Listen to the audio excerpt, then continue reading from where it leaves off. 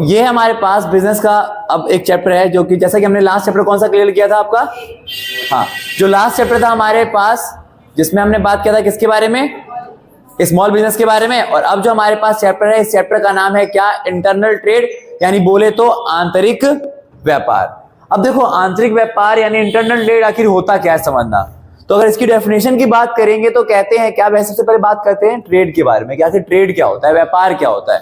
तो ट्रेड का मतलब क्या होता है, it means buying and selling of a product. Simple सी बात है कि ट्रेड या व्यापार का मतलब होता है क्या, कि वस्तु और सेवाओं को खरीदना या बेचना।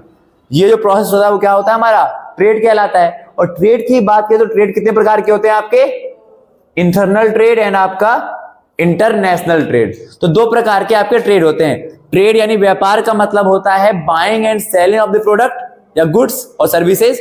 और उसी प्रकार से अगर हम बात करें कि ट्रेड यानी व्यापार जो होते हैं दो प्रकार के होते हैं, इंटरनल यानी कि आंतरिक व्यापार और इंटरनेशनल यानी कि आपका अंतरराष्ट्रीय व्यापार। अब इन दोनों में है क्या, देखो समझ ध्यान से। तो जो चैप्टर का जैसा कि हमारा नाम है, चैप्टर का नाम क्या कहता है हमारा, कि आखिर इंटरनल ट्रेड होता क्या है। तो देखो इंटरनल ट्रेड की अगर हम बात करेंगे ना तो इसका मतलब होता है क्या, जो ट्रेड, ऐसा ट्रेड जो कि होता है विद इन दी कंट्री, यानी ऐसा व्यापार जो देश के अंदर ही हो उसे हम इंटरनल ट्रेड कहते हैं। और ऐसा व्यापार जो आउटसाइड दी कंट्री होता है, देश से बाहर होता है, उसको हम कहते हैं इंटरनेशनल ट्रेड। समझ आया चीज। तो ट्रेड यानी व्यापार, व्यापार का मतलब होता है वस्तु और सेवाओं को बेचना या खरीदना। और व्यापार दो प्रकार के होते हैं, आंतरिक व्यापार, अंतरराष्ट्रीय व्यापार। तो आंतरिक व्यापार कब होता है, जब हम देश के अंदर ही माल को बेचेंगे। और अंतरराष्ट्रीय कौन सा होता है, जब देश से बाहर अगर हम माल बेचते हैं तो उसे हम कहते हैं अंतरराष्ट्रीय। ठीक है भाई, इंटरनेशनल ट्रेड। अब अगर हम बात करें तो क्या होता है हमारे पास, अगर हम बात करें तो फीचर्स क्या है आखिर इंटरनल ट्रेड के, आंतरिक व्यापार की विशेषताएं क्या क्या है। तो आंतरिक व्यापार की कई विशेषताएं हमारे पास। पहली विशेषता क्या होती है, बाइंग और selling of goods with in the country. पहली विशेषता तो ये इसकी ना, कि क्या किया था इसमें, वस्तु और सेवाओं को देश के अंदर ही बेचा जाता है। फिर वही अगर हम बात करें दूसरा क्या होता है, पेमेंट जो इसमें लिया जाता है या दिया जाता है वो किसमें होता है, डोमेस्टिक करेंसी के अंदर, घरेलू मुद्रा के अंदर। जैसे अगर मैंने कहा कि दिल्ली का एक बंदा पंजाब से व्यापार करेगा तो करेंसी कौन सी देगा, इंडियन रुपीज ही देगा ना, डोमेस्टिक करेंसी होती है। तो वही होता है हमारे पास कि इंटरनल ट्रेड के अंदर देश के अंदर व्यापार होता है, और इंटरनल ट्रेड के अंदर अगर हम बात करते हैं जो पेमेंट दिया जाए या पेमेंट लिया जाए वो किसके अंदर होता है आपका, वो डोमेस्टिक करेंसी में होता है, यानी कि घरेलू मुद्रा के अंदर ही होता है। ठीक है भाई। फिर आपका तीसरा अगर बोले तो लेस फॉर्मेलिटी, ज्यादा फॉर्मेलिटी भी ट्रेडर को नहीं करनी पड़ती, क्योंकि मान के चलो यहां से अगर बाहर माल बेचेगा तो भाई बहुत सारी फॉर्मेलिटी होगी कि दूसरे देश की पॉलिसी क्या है, दूसरे देश में कितना टैक्स चल रहा है, ये सब। बट एक ही देश में अगर व्यापार करते हो आप तो आपको ज्यादा कोई फॉर्मेलिटी करने की आवश्यकता नहीं होती। और लास्ट क्या होता है हमारे पास, लोकल रूल एंड रेगुलेशन, यानी आपको यहाँ पर जो रूल और रेगुलेशन पालन करने पड़ते हैं वो किसके, उसी घरेलू देश की सरकार के पालन करने पड़ते हैं। जब आप इंटरनेशनल ट्रेड करते हो तो आपको अपने देश का भी देखना है और बाहर वाले देश का भी देखना होता है। ठीक है भाई, समझ आया चीज भाई। तो वही हो गया हमारे पास। तो हमने देखा ट्रेड क्या है, व्यापार क्या है, तो वस्तु और सेवाओं को बेचना या खरीदना। और ट्रेड कितने प्रकार के होते हैं, दो प्रकार के, इंटरनल, इंटरनेशनल। इंटरनल मतलब देश के अंदर, इंटरनेशनल देश के बाहर। इंटरनल ट्रेड की कौन कौन सी विशेषताएं होती हैं, तो देश के अंदर व्यापार होगा, व्यापार भी होगा किसके, कौन सी करेंसी में, डोमेस्टिक करेंसी यानी घरेलू मुद्रा के अंदर। प्लस में यहां पर जो आपकी फॉर्मेलिटी होती है वो क्या होती है, कम। और प्लस में अगर हम बात करें तो यहाँ पर जो रूल होते हैं ना फॉलो, वो भी किसी के होते हैं, उसी देश के फॉलो होते हैं। ठीक है, समझा। बट अगर जब आप इंटरनेशनल करते हो, अंतरराष्ट्रीय व्यापार करते हो, तो आपको अपने देश की रूल को भी देखना पड़ता है और बाहर वाले देश की रूल को भी देखना पड़ता है। ठीक है भाई, समझ आया ना। अगर हम बात करेंगे अब जो हमारे पास टॉपिक होता है वो होता है क्या, कि आखिर इंटरनल ट्रेड के भी टाइप्स होते हैं। दो प्रकार के होते हैं इंटरनल ट्रेड, एक होता है आपका होलसेल और एक होता है आपका रिटेल। ठीक है, या होलसेलर, रिटेलर। होलसेल समझते हो ना, हिंदी बोलते हैं आपका थोक विक्रेता। ठीक है, और रिटेलर कौन सा होता है हमारे पास, फुटकर विक्रेता। तो थोक विक्रेता या होलसेल होता है क्या हमारे पास, तो होलसेल का मतलब होता है the part of trade in which, या the part of internal trade, जिसमें क्या होता है हमारे पास कि goods are buy and sold in large quantity. यानी कि व्यापार का वह प्रकार जिसमें हम क्या करते हैं, वस्तु और सेवाओं को बड़ी मात्रा में बेचते या खरीदते हैं। समझ में ये चीज आया, समझ में आ गया? तो सिंपल सी बात होती है। तो होलसेल करता क्या है, देखते हो ना आप, होलसेल की अगर आप दुकान पे बात करोगे तो देखोगे तो वो एक ऐसा व्यापारी है जो वस्तु और सेवाओं को ज्यादा मात्रा में खरीदता है या फिर बेचता है। आप उससे कहोगे ना कि भाई एक बिस्किट का पैकेट दे 5 वाला, वो नहीं देगा आपको, ठीक है, पूरी पेटी में डील करता है वो। समझ में ये चीज? तो वही कह रहा है हमारे पास कि होलसेल या फुटकर थोक व्यापारी कौन से होते हैं, तो ऐसे व्यापारी जो वस्तु और सेवाओं की ज्यादा मात्रा में खरीदते या बेचते हैं, ठीक है। और वही रिटेलर कौन से होते हैं, जो स्मॉल क्वांटिटी में छोटी छोटी मात्रा में डील करते हैं। जैसे अगर आप उनसे 5 रुपए की बिस्कुट या खुला पैकेट भी मांगने जाओगे ना तो भी आपको दे देंगे, ठीक है। समझ ऐसी दोनों में अंतर आ गया। तो जो आपका होलसेल होता है ये किसमें डील करते हैं, ज्यादा मात्रा में, और जो आपका रिटेलर है फुटकर व्यापारी आपको क्या कहते हैं, स्मॉल अमाउंट ऑफ या स्मॉल क्वांटिटी में आपको डील करते हैं, ठीक है। समझ भाई, चीज आ गया ना। अगर हम बात करें अगर, तो अब जो होता है क्या, फीचर ऑफ होलसेल ट्रेड, यानी कि भाई आखिर थोक व्यापारी की विशेषता क्या है। जो होलसेल ट्रेड होते हैं ना, इनकी विशेषता क्या होती है। तो पहली विशेषता क्या है इनकी, ये लिंक करता है बिटवीन प्रोड्यूसर और रिटेलर। मान के चलो एमडीएच की कंपनी है, एमडीएच की कंपनी, इसका माल आया सबसे पहले होलसेल मार्केट के अंदर, ठीक है। फिर यहां से खरीद के ले जाएंगे कौन, रिटेलर। कौन ले जाएंगे, तो ये क्या कर रहा है, कंपनी और रिटेलर के बीच में लिंक करता है, ठीक है। सुना चीज। तो जो होलसेल ट्रेडर है या होलसेलर है वो क्या करता है कि कंपनी यानी मैन्युफैक्चरर और आपका रिटेलर दोनों के बीच में क्या करता है, लिंक क्रिएट करता है, ठीक है। दूसरा, डील करता है ये किसमें, लार्ज क्वांटिटी ऑफ प्रोडक्ट, ज्यादा मात्रा में प्रोडक्ट को बेचता है, खरीदता है, होलसेल, ठीक है भाई। फिर अगला, mainly specialise in one product. आप अगर देखोगे ना तो होलसेल के अंदर भी ऐसा होता है कि आपको एक ही प्रोडक्ट देखने को मिलता है। जैसे कि मान के चलो अगर वो ना केवल टॉफी बेच रहे होंगे तो केवल टॉफी का ही होलसेलर होगा। अगर वो मसाले बेच रहा होगा स्पाइसेस तो उसमें स्पाइसेस का ही होगा, ठीक है। समझ आया? तो यार अगर दवाई वाला होगा तो दवाई वाली बेचेगा केवल, कॉस्मेटिक होगा तो कॉस्मेटिक ही बेचेगा केवल। समझ आया चीज? तो इस तरह से। और तीसरा, चौथा हो गया हमारे पास लार्ज अमाउंट ऑफ कैपिटल। अब होलसेलर को चाहिए क्या होता है, तो आपको इसको ज्यादा मात्रा की पूंजी की आवश्यकता होती है। अगर आप चाहोगे ना कि होलसेल 10,000 रुपए आपके पास और आप होलसेलर बन जाओ तो आप बन नहीं पाओगे, ठीक है। क्योंकि होलसेलर को क्या करना पड़ता है, बहुत सारा पे जो काम है वो उधार में चलता है उनका, ठीक है। तो इसलिए इनको ज्यादा मात्रा में पूंजी की आवश्यकता होती है। प्लस में मार्जिन ऑफ प्रॉफिट जो होता है इनका वो बहुत कम होता है ना। ये डिब्बा बेचते हैं पूरा, तो जो मार्जिन ऑफ प्रॉफिट होता है, जैसे मान के चलो एक रिटेलर है, अगर वो पूरे डिब्बे की टॉफी को बेचेगा ना 1-1 रुपए कर करके, तो मान के चलो ज्यादा पैसा कमा लेगा। बट क्योंकि पूरा डब्बा ही बेच देते हैं तो इनमें जो मार्जिन ऑफ प्रॉफिट जाता है उनका क्या होता है, कम हो जाता है। और प्लस में ये फर्स्ट इंटरमीडिएट होते हैं, यानी जो पहला मीडिएटर यही है ना, क्योंकि देखो दूसरा तो ये हो गया, तो पहला ये फर्स्ट इंटरमीडिएट है, यानी कि जो मध्यस्थ है ना वो सबसे पहले यही होते हैं, ठीक है। सुना है चीज? तो ये आपका होलसेलर की विशेषता। पहली विशेषता क्या थी, ये मैन्युफैक्चरर और रिटेलर के बीच में लिंक करता है। दूसरा ये क्या है, उत्पाद की बड़ी मात्रा को खरीदता या बेचता है, आमतौर पे एक ही वस्तु में डील करेगा, ज्यादा मात्रा में पूंजी की आवश्यकता होती है, मार्जिन ऑफ प्रॉफिट जो होता है इनका वो क्या होता है, कम, और ये फर्स्ट इंटरमीडिएट होता है इन दोनों के बीच में, ठीक है। सुना? हाँ। अगला अगर हम बात करेंगे इसके बाद, तो देखो अब ये पूछता है आपसे समझना, होलसेलर की सर्विस क्या है। तो अगर आपसे क्वेश्चन पूछता है ना कि होलसेलर के फायदे जब हम बात करते हैं ना, थोक व्यापारी के फायदे, तो दोनों पर्सपेक्टिव से सोचते हैं कि इससे कंपनी को क्या फायदा है या इससे रिटेलर को क्या फायदा है, ठीक है भाई। क्योंकि कस्टमर तो इसके पास नहीं आते ना डायरेक्ट, तो इससे फायदा दो की हो सकता है, क्योंकि किसके बीच में लिंक है, कंपनी या रिटेलर। तो इससे फायदे या तो इसको होंगे या तो इसको होंगे, दोनों को होंगे ना, तो दोनों के फायदे की बात करनी है हमें, ठीक है। तो वही कह रहा है होलसेलर की क्या क्या सर्विसेज होती हैं, किसको, मैन्युफैक्चरर को। तो होलसेलर की जो पहली सर्विस होती है मैन्युफैक्चरर को लेकर के, वो क्या करता है, फैसिलिटेट करता है लार्ज स्केल ऑफ प्रोडक्शन। क्योंकि हमें पता है होलसेलर क्या करता है, ज्यादा मात्रा में तुम्हारा, मान के चलो आप एक कंपनी चला रहे हो और आपकी कंपनी का नाम है एमडीएच कंपनी, ठीक है। तो मैंने क्या किया, आपकी कंपनी से ज्यादा मात्रा में माल अपने पास खरीद लिया, तो इससे अब आप क्या करोगे, आप भी अपने यहां और प्रोडक्शन करोगे, क्योंकि आपके यहां तो स्टॉक खत्म हो गया, तो आप और प्रोडक्शन करोगे। और ज्यादा प्रोडक्शन करने से हमें पता है कि कंपनी की जो लागत होती है ना वो क्या हो जाती है, कम हो जाती है। कैसे बता दो, कैसे, जैसे समझो, जैसे मान के चलो मैं बना रहा हूं एक बल्ब बनाता हूं, मैं क्या लाता हूं, एक बल्ब, और एक बल्ब को बनाने का खर्चा आया कितना रुपए, 10 रुपए, प्लस में जो रेंट है इस पर बिजली बिल या रूम का किराया, वो रूम का किराया कितना रुपए है? 10 रुपए। तो अब जो हम बेचेंगे कितने बेचेंगे? 20 रुपए में, ठीक है। अब वहीं 2 बल्ब मैंने बनाए, 2 बल्ब, खर्चा तो बनाने का 10 रुपए ही आ रहा है एक का, और एक का 2 है, तो 2 का मिलकर कितना बन जाएगा? 20। ये किराया तो अभी भी सेम ही है 10 रुपए। अब कितना लग गया पूरा? ऐसे देखो, 3 बल्ब, खर्चा 30 रुपए, पर किराया तो अभी उतना ही रहेगा ना।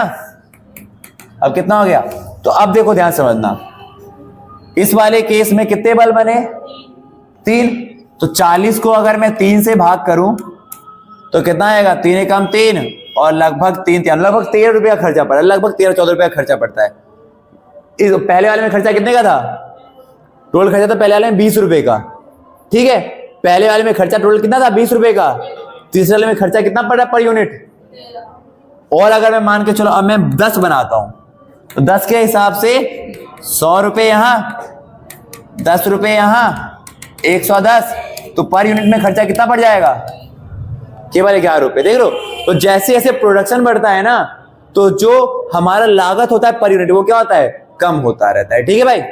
तो कहीं ना कहीं इससे जो मैन्युफैक्चरर को फायदा मिल रहा है वो क्या फायदा मिलता है कि क्योंकि मैन्युफैक्चर क्या कर, मतलब ये जो है होलसेलर वो क्या करता है? मैन्युफैक्चर का बहुत सारा माल खरीद के ले आएगा अपने पास, जिससे उसके यहाँ स्टॉक कम हो जाएगा, वो और प्रोडक्शन करेगा, और ऐसे करने से क्या होगा? जो उसकी जो कॉस्ट होगी ना पर यूनिट, वो क्या हो जाएगी? कम हो जाएगी। समझ भाई। दूसरा फायदा क्या होता है? Help in marketing. अब मार्केटिंग में हेल्प कैसे करता है? क्योंकि देखो ये क्या कर रहा है, अब होलसेलर है, मान के चलो एमडीएच का मालिक जो है वो जगह जगह तो जाएगा नहीं कि भैया ये लो मेरा माल खरीद लो, मेरा माल खरीद लो। होलसेल क्या करता है? अपने पास माल रखता है और उससे पास से कौन माल ले आता है? रिटेलर। और रिटेलर क्या करता है? हर जगह जाकर के माल बेच देता है। तो कहीं ना कहीं मार्केटिंग में हेल्प कर रहा है, वस्तु के माल को प्रमोट करने में हर जगह हेल्प करता है आपका होलसेलर। तीसरा क्या है हमारे पास? जो एक्सपर्टाइज सर्विस देता है, यानी कि जो विशेषज्ञ की सेवा कैसे प्रदान करता है? तो यह बता करके कि आखिर कस्टमर की क्या डिमांड है, कस्टमर को क्या चाहिए, कस्टमर को क्या नहीं चाहिए, तो उनको ये प्रोवाइड करता है, ठीक है। चौथा, स्टोरेज फैसिलिटी, भंडारण की सुविधा, कि एक तो मैंने कहा ना, हमने उनका क्या किया? उनका माल हमने अपने पास रख लिया, जिससे क्या होता है? जो उनको स्टोरेज की समस्या थी ना, वो अब उनके यहां से खत्म हो जाती है, ठीक है। एक और फायदा क्या है इसका? फाइनेंशियली सपोर्ट करता है ये। फाइनेंशियली सपोर्ट कैसे करता है ये? तो हमें पता नहीं क्या करता है। देखो होलसेलर जो होता है ना, वो कंपनी से तो माल खरीदता है नगद में और आगे उधार में बेचता है। तो यानी कंपनियों को किसमें कर रहा है? फाइनेंशियली सपोर्ट कर रहा है कि उनका माल बिकने से पहले उसने उनको पैसे दे दिए, और फिर रिस्क उठाता है कि अब माल तो तुमने खरीद लिया नगद में, कंपनी को तुमने पैसे भी दे दिए, तो जो कंपनी का रिस्क होना चाहिए ना, वो धीरे धीरे क्या होता है? थोड़ा सा कम पड़ जाता है, ठीक है। तो होलसेलर जो है वो कई सारे फायदे पहुंचाता है, किसको? मैन्युफैक्चरर को। पहला फायदा क्या था? लार्ज प्रोडक्शन करवा करके उनका कॉस्ट कम करवा देता है। दूसरा फायदा क्या था? मार्केटिंग में हेल्प करता है। मार्केटिंग में हेल्प कैसे कर रहा है? जगह जगह पर उनका माल पहुंचा करके, ठीक है। तीसरा ये हेल्प करता है उनको एक एक्सपर्टाइज सर्विस दे करके, विशेषज्ञ सेवा। विशेषज्ञ सेवा का मतलब होता है क्या? कि उनको ये बताना कि भाई आखिर मार्केट में किस चीज की डिमांड है, कस्टमर क्या चाहते हैं क्या नहीं। तो आप कंपनी हो और आप कंपनी उसके अकॉर्डिंग क्या करोगे? प्रोडक्शन करोगे। फिर अगला अगर हम बात करें तो स्टोरेज फैसिलिटी, कैसे? कि उनको ये बताना कि भाई मान के लो किसी कंपनी के पास स्टोरेज की दिक्कत है, तो उनका माल अपने पास रख लेगा, जिससे कहीं ना कहीं क्या होगा? स्टोरेज की फैसिलिटी जो होगी उनकी, वो या जो भी समस्या होगी वो दूर हो जाएगी। फिर अगला क्या होता है? हमारे पास फाइनेंशियली सर्विस प्रोवाइड करता है उनको। कैसे? उनसे माल कैश में खरीदता है और आगे चल के उधार में बेचता है। तो कहना कि कंपनी के पास तो कैश में माल चला गया ना, कंपनी ने इससे पूरा माल कैश में चला गया, तो ऐसे में कंपनी का जो रिस्क था वो भी कहीं ना कहीं कम हो जाता है, ठीक है। तो ये थे आपके किसके बारे में? होलसेल के बारे में। होलसेलर होता क्या है, होलसेलर की विशेषता क्या है, और होलसेलर की जो सपोर्ट होती है, सर्विस होती है, किसके लिए? मैन्युफैक्चरर के लिए, वो सब। अब हम बात करते हैं कि आखिर होलसेलर का किसको फायदा? रिटेलर को। तो रिटेलर को क्या फायदा होता है होलसेलर के बारे में, ठीक है। तो यही देखते हैं हम। तो होलसेलर से रिटेलर को क्या फायदा होता है? पहली बात, अवेलेबिलिटी ऑफ गुड्स, यानी कि रिटेलर को जब चाहिए वो जाएगा और जाकर के होलसेल से माल खरीद के ले आएगा। सही चीज, यानी उसको अपने यहाँ ऐसा नहीं सेंटर रखना पड़ता कि भाई अपने पास एनी टाइम माल स्टोर करके रखो, नहीं, थोड़ा सा लेकर आएगा, खत्म हुआ, जाकर के होलसेल से उठा करके ले आएगा। तो हर समय माल उपलब्ध रहता है, रिटेलर के लिए फायदा हो जाता है। दूसरा, रिटेलर को और क्या फायदा देता है? ये उधार की सुविधा देता है। कंपनी से तो कैश में खरीदा, बट रिटेलर को कैश में माल बेच देता है उधार में। तो कहीं ना कहीं रिटेलर को एक बेनिफिट मिल जाता है और जिसके कारण रिटेलर को ना ज्यादा पैसा लगाने की आवश्यकता नहीं पड़ती। तीसरा रिस्क शेयर है, कर लेता है ना ये, रिटेलर को उधार में माल बेचा और उनसे कह भी देता है कि भाई कल को अगर आपको माल ना बिके, चूहा काट लेना तो मुझे दे देना, हम कंपनी को वापस कर देंगे, ठीक है, ये फायदा देता है।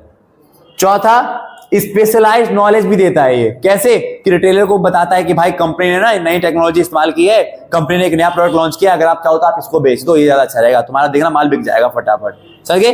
और साथ ही साथ मार्केटिंग सपोर्ट भी प्रदान करता है, कैसे, क्योंकि ना मैंने बताया होलसेल जो है तो बहुत पैसे लगाते हैं, ये एडवर्टाइज भी करते हैं, जगह जगह पे प्रमोशन भी करते हैं, ठीक है, ताकि जो विज्ञापन की समस्या होती है ना किसके पास, रिटेलर के पास, वो समस्या उनको सामना नहीं करना पड़ता, ठीक है। तो ये टॉपिक था किसके बारे में, होलसेल का फायदा, ठीक है। तो अगर मैं इसको इस प्रकार से समझूंगा दोनों तरफ से, देखो मैंने क्या बताया अभी तक, हमने बताया था इंटरनल ट्रेड क्या होता है, इंटरनल ट्रेड आंतरिक व्यापार जो घर के अंदर होता है। इंटरनल ट्रेड की विशेषता क्या थी, तो ये देश के अंदर होगा, घरेलू करेंसी में होगा, देश की सरकार का रूल चलता है इसके ऊपर, ठीक है, प्लस में आपको ज्यादा कोई फॉर्मेलिटी करनी नहीं पड़ती। फिर हमने देखा इंटरनल ट्रेड जो है आपके, ये भी दो प्रकार के होते हैं, होलसेल और रिटेल। होलसेल का मतलब क्या होता है कि भाई ज्यादा ही मात्रा, होलसेल वो व्यापारी है जो ज्यादा मात्रा में माल को खरीदता है और बेचता है। और वही अगर बात करें रिटेलर की, तो रिटेलर यानी जो फुटकर व्यापारी वो क्या करता है, कम मात्रा में माल खरीदता है या बेचता है, ठीक है। इसकी विशेषता क्या होती है, तो ज्यादा मात्रा में होलसेल की फीचर्स क्या क्या थे, तो होलसेल जो ट्रेडर है इसकी विशेषता क्या थी, ज्यादा मात्रा में माल खरीदेगा या बेचेगा, पहला। दूसरा ये क्या करता है, हमारे पास एक ही प्रकार की वस्तुओं को, आमतौर पे एक ही प्रकार की वस्तुओं में वो डील करता है, ठीक है, समझा ये चीज। तीसरा जो होता है हमारे पास, मतलब आमतौर पे क्या है, ज्यादा इसकी एक ज्यादा मात्रा में वस्तु खरीदेगा या बेचेगा, एक ही प्रकार की वस्तु को खरीदेगा या बेचेगा। तीसरा जो होता है इसके पास, जो हमने देखा था क्या करता है आपका जो होलसेलर होता है, तो ये रिटेलर और मैन्युफैक्चरर के बीच में क्या करता है, लिंक क्रिएट करता है, समझ चीज। चौथा जो हमने देखा था जो होलसेल ट्रेड का फायदा होता है, एक और विशेषता इसकी क्या होती है हमारे पास, कि इसमें ज्यादा मात्रा में पूंजी की आवश्यकता होती है, तो ये इसकी कुछ विशेषताएं थी। फिर हमने देखा था क्या, होलसेल से किसको फायदा, होलसेल ट्रेड से कंपनी को फायदा। तो कंपनी को क्या क्या फायदा है, तो उनको ज्यादा से ज्यादा माल खरीदता है, जिससे कहीं ना कहीं वो और ज्यादा प्रोडक्शन करने को उतारू होते हैं, जिससे कहीं ना कहीं उनकी जो पर यूनिट कॉस्ट होती है वो कम हो जाती है। दूसरा मार्केटिंग में हेल्प करना, उनका माल बिकवाने में हेल्प करता है, उनको एक्सपर्टाइज सर्विस देता है कि आखिर कस्टमर की क्या डिमांड है, कस्टमर क्या चाहते हैं, आप वो माल बनाओ, ठीक है। फिर अगला स्टोरेज फैसिलिटी देता है कि आपके पास अगर जगह नहीं है माल रखने की, आप हमें दीजिए, हम आपको करेंगे, ठीक है। फाइनेंशियली सर्विस प्रोवाइड करता है उनको, कैसे, उनसे नगद माल खरीद करके, और प्लस में रिस्क को कम कर देता है। और वहीं पर जो होलसेल है वो किसको, रिटेलर को भी क्या क्या सुविधा प्रदान करता है। तो रिटेलर के लिए कभी भी अगर उसको चाहिए ना कि भाई उसके पास समस्या आ गया, उसके पास माल नहीं है, तो जाएगा होलसेल से माल उठा करके ले आएगा। दूसरा क्रेडिट फैसिलिटी देता है, उधार में ही माल बेचता है ना किसको, रिटेलर को, ताकि रिटेलर को ना इससे ये फायदा होता है रिटेलर को कि उन्हें ज्यादा मात्रा में अपने पास कैपिटल रखने की आवश्यकता नहीं पड़ती। तीसरा रिस्क शेयर कर देता है वो, क्योंकि वो उनको उधार में माल बेच रहा है, और प्लस में उनको ये भी कह देता है कि कल को तुम्हारा माल अगर कोई टूट फूट गया या उसमें कोई भी डैमेज आ गया तो हम उसे एक्सचेंज कर लेंगे, ठीक है। चौथा उनके लिए स्पेशलाइज नॉलेज बताना, उनको ये बताना कि भाई आखिर कंपनी के अंदर जो है वो एक कंपनी ने कौन सी नई टेक्नोलॉजी लेकर आई है, कंपनी ने कौन सा नया प्रोडक्ट लॉन्च किया या कौन सा प्रोडक्ट मार्केट में चलेगा, तो ये सब हेल्प करना। और लास्ट जो होता है इसका वो कौन सा होता है, मार्केटिंग सपोर्ट करना। मार्केटिंग सपोर्ट का मतलब होता है यह बताना उनको कि भाई मतलब उनकी कैसे हेल्प करता है ये, तो उनको ना एडवर्टाइज करवा करके या कंपनी से बोल देता है कि भाई ये बंदा जो ऐसा, ये जो रिटेलर है शिवदास शंकर स्टोर, ये क्या करता है ना, ये आपका माल ना बहुत बेचता है, तो एक काम कीजिए आपने इसके यहाँ बैनर लगवा दीजिए, समझा चीज। तो इस तरीके से ये इनकी हेल्प करवाता है, ठीक है। तो ये सारे किसके बारे में था, आपका होलसेल के बारे में। अब हम बात करते हैं रिटेल के बारे में, ठीक है। तो रिटेल हमने बात कर लिया होलसेल के बारे में, अब हम बात करते हैं रिटेल के बारे में। होलसेल में बताया वो व्यापारी जो ज्यादा मात्रा में कंपनी की गुड्स एंड सर्विस को खरीदता है, उन्हें फाइनेंशियली सपोर्ट भी करता है कंपनी को पैसा दे करके, और प्लस में रिटेलर को भी फाइनेंशियल सपोर्ट करता है उनको उधार माल बेच करके, ठीक है। अब हम बात करते हैं किसके बारे में, रिटेलर के बारे में। तो रिटेलर मैंने बताया वो व्यक्ति होता है, वो व्यापारी है जो ज्यादा मात्रा में वस्तु की सेवाओं को नहीं खरीदता, बल्कि कम कम मात्रा में खरीदेगा और खत्म होते ही कहां चला जाएगा, होलसेलर के पास कि भैया और दे दीजिए हम बेच देंगे, ठीक है। तो वही कह रहा है हमारे पास। तो फीचर्स क्या होते हैं रिटेलर ट्रेड के, यानी कि फुटकर व्यापारी के क्या विशेषता है। तो पहला ये लिंक है किसके किसके बीच में, होलसेलर और कस्टमर के बीच में। मैंने बताया था ना, देखो वहां पर मान के चलो एमडीएच कंपनी यहां से होलसेलर, फिर रिटेलर, फिर कस्टमर। तो जो रिटेलर है वो किसके किसके बीच में लिंक है? होलसेल और कस्टमर के बीच में। और ये लास्ट जो आपका होलसेलर था वो पहला इंटरमीडिएट था और ये लास्ट होता है, ठीक है। वो पहला था और ये लास्ट होता है, सबसे आखिर में रिटेलर ही बचता है। समझ में आ गया? फिर दूसरा डायरेक्टली कनेक्ट होता है किससे? कस्टमर से। आपने देखा होगा हम तो रिटेलर के पास ही जाते हैं ना, हम तो नहीं आते होलसेल वालों के पास, हम तो कहां जाते हैं? रिटेलर के पास जाते हैं ना। तो ये कस्टमर से क्या है? डायरेक्ट कनेक्टेड है। फिर तीसरा अगर हम बात बताएं तो ये डील करता है अलग अलग प्रोडक्ट में। वहीं होलसेलर क्या करता था? एक ही प्रकार की वस्तु में डील करता है, बट ये क्या करता है? अलग अलग प्रकार के प्रोडक्ट में ना, मसाला, आपका कॉस्मेटिक, सब कुछ मिल जाएगा इसके पास, ठीक है। फिर सेल करता है ये स्मॉल क्वांटिटी में, बल्कि वो होलसेलर जो है किसमें करता है? लार्ज क्वांटिटी में, ठीक है। फिर अगला ये मिडल मैन है किसके किसके बीच में? होलसेल और कस्टमर के बीच में। तो होलसेल और कस्टमर के बीच में जो संबंध बताता है वो कौन है? हमारा रिटेलर, यानी कि फुटकर व्यापारी। तो फुटकर व्यापारी की 1 2 3 4 5 विशेषता। पहला लास्ट लिंक है। दूसरा ये क्या करता है? कस्टमर से डायरेक्टली कनेक्ट होता है, बहुत ही ज्यादा क्लोजली कनेक्ट है कस्टमर से, अलग अलग वैरायटी में डील करता है, कम मात्रा में माल बेचता है और होलसेल और कस्टमर के बीच में ये लिंक करता है, ठीक है ना। अगर हम बात करेंगे अब अगला, तो मैंने बताया था ना इसके भी सर्विस है, तो इसकी सर्विस भी दो लोगों को है। इसकी सर्विस किसको होती है? पहली तो कस्टमर्स को है, और दूसरी सर्विस जो होती है इसकी वो किसको हो सकती है? तो जो सर्विस होती है आपकी रिटेलर की किसको? कस्टमर को लेकर के। तो जो रिटेलर है, जो फुटकर व्यापारी है प्रदीप, वो कस्टमर को देखो क्या क्या सर्विस प्रोवाइड करता है। तो पहला ये प्रोवाइड करता है क्या?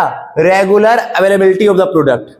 यानी कि जो आपका रिटेलर है, जो आपका फुटकर व्यापारी है, ये कस्टमर को भाई इस बात की तो निश्चिंत देता है कि कभी भी आओगे आपको प्रोडक्ट मिल जाएगा ना। समझ आया चीज भाई? तो हमेशा आपके लिए प्रोडक्ट अवेलेबल रखता है वो, जिस प्रकार से होलसेलर रखता था किसके लिए? रिटेलर के लिए। तो इसी प्रकार से रिटेलर रखता है हम लोगों के लिए। दूसरा, ऑफर करता है वाइड वैरायटी, और एक ही तरह के प्रोडक्ट नहीं बल्कि अलग अलग तरह के प्रोडक्ट इसके पास होते हैं। तीसरा फायदा क्या होता है? ये न्यू प्रोडक्ट का इंफॉर्मेशन भी देता रहता है ग्राहकों को नए उत्पाद के बारे में बताता है कि देखिए भाई, ये अभी तक आप ले आ रहे थे ना ये वाला पानी का बोतल, अब लीजिए वो वाला पानी का बोतल, ठीक है। तो मतलब इस तरह से तो आपको क्या करता है? ये कस्टमर को बताता है नए प्रोडक्ट के बारे में। तीसरा, क्रेडिट बाइंग की सुविधा भी देता है ना, उधार की सुविधा, ठीक है, उधार खाता भी चलता है इसके पास। तीसरा, आफ्टर सेल सर्विस भी देता है कि मान के चलो आप प्रोडक्ट ले गए इसके पास से, कि कोई समस्या आ गई हो तो घर पे आके ठीक कर देगा। ये केवल ग्रोसरी या केवल जनरल स्टोर की बात नहीं हो रही है, जो इलेक्ट्रिशियंस भी होते हैं ना, आपके इलेक्ट्रॉनिक दुकान होते हैं, जहां से आप मान के चलो आप वॉशिंग मशीन लेकर आ गए, तो ऐसा नहीं होगा कि पल्ला झाड़ लेगा आपसे, नहीं लेकर आए हो तो हम ठीक भी कर देंगे आपका, ठीक है भाई। तो आफ्टर सेल सर्विस भी देता है और प्लस में होम डिलीवरी की सुविधा भी दे देते हैं ये लोग, ठीक है, समझ आया ना। अगर हम बात करेंगे तो जैसे इनका पहला था सुविधा किसके लिए? कस्टमर के लिए, ऐसे इसका दूसरा सुविधा हो जाता है किसको लेकर के? या तो मैन्युफैक्चरर को कह सकते हो या फिर आप होलसेलर को कह सकते हो। तो इनको ये क्या प्रोवाइड करता है सुविधा? तो पहला, हेल्प करता है in the distribution of the goods, माल को बेचने में, वस्तुओं को बेचने में हेल्प करता है ना। कैसे? कि मान आपका माल खरीदा, क्योंकि होलसेल तो माल लेकर बैठा है, वो तो गली गली नहीं जा रहा बेचने के लिए। इसी प्रकार से मैन्युफैक्चरर भी जो है ना, वो भी कंपनी खोलकर बैठा है, वो तो माल नहीं जा रहा बेचने के लिए। तो उनके मालों को जनता तक पहुंचाना, गली गली के अंदर, कोने कोने में, नुक्कड़ पे जो दुकानें होती हैं वो आपकी इनकी होती है, ना कि होलसेलर की होती है, ठीक है भाई। तो हर जगह माल भिजवाने का काम कौन करेगा? आपका रिटेलर करेगा, ठीक है। दूसरा, पर्सनल सेलिंग एफर्ट भी लगाता है ना, यानी कि ये हर वह प्रयास करेगा कि उसका, क्योंकि देखो ये मैंने बताया ना, ये ज्यादा अमीर नहीं होते, होलसेलर की तुलना में इनके पास ज्यादा पैसा नहीं होता, तो ये अपना ज्यादा प्रयास करते हैं कि भाई जो इनका छोटे से छोटा पैकेट भी बच जाता है ना, वो भी सोचते हैं बेच दे, एक्सपायरी होगा तो वो भी सोचेंगे बेच दे कम से कम। तो ये क्या करते हैं? ये सोचते हैं ना कि आप पर्सनल सेलिंग एफर्ट लगाते हैं, अपना व्यक्तिगत बिक्री पूरा प्रोवाइड करते हैं कि भाई किस भी रकम माल बेचना है इनको, ठीक है। तीसरा, हेल्प करते हैं लार्ज स्केल प्रोडक्शन। कैसे? क्योंकि बताया ये होलसेलर से माल ये खरीदेंगे, तो होलसेलर किससे माल खरीदेगा? प्रोड्यूसर से, तो प्रोड्यूसर भी माल बनाएंगे जिससे उनका कॉस्ट जो है वो कम पड़ेगा। फिर तीसरा, ये हेल्प करता है विज्ञापन के तौर पे भी, प्रमोशन के तौर पे भी, कि मान के चलो देखते ना अपने यहाँ दुकान पे सबसे आगे जो अच्छी अच्छी आइटम लगा देना, ठीक है, अलग अलग तरह के आइटम लगा देना। या फिर मान के चलो कभी कभी अभी हमने देखा होगा वो बिना पैसों के सिम पोर्ट करवाएं, बिना पैसों के सिम पोर्ट करवाएं, बिना पैसों के सिम पोर्ट करवाएं। तो ये सारे ना क्या होता है, एक तरह से प्रमोशन करता है आपके प्रोडक्ट का, ठीक है भाई। फिर अगला, कलेक्टिंग मार्केटिंग इंफॉर्मेशन, और मार्केट में क्या चल रहा है उस इंफॉर्मेशन को किसको देता है? ये होलसेलर को, और होलसेलर किसको देता है? मैन्युफैक्चरर को। ठीक है भाई, तो इस तरह से आपका होलसेल क्या था, होलसेल की विशेषता या होलसेल की सर्विस रिटेलर को या मैन्युफैक्चरर को, उसी प्रकार से रिटेल क्या होता है, रिटेल की विशेषता, और रिटेलर की सर्विस कस्टमर को और मैन्युफैक्चरर को क्या थी। तो इस प्रकार से ये सारा चीज था। ठीक है, अब हमें बात करना है रिटेलर ट्रेड के कुछ वेरियस कंपोनेंट्स के बारे में, अलग अलग प्रकार के होते हैं, जैसे बिग बाजार, ये सब के बारे में हम बात करेंगे अब हम। ठीक है,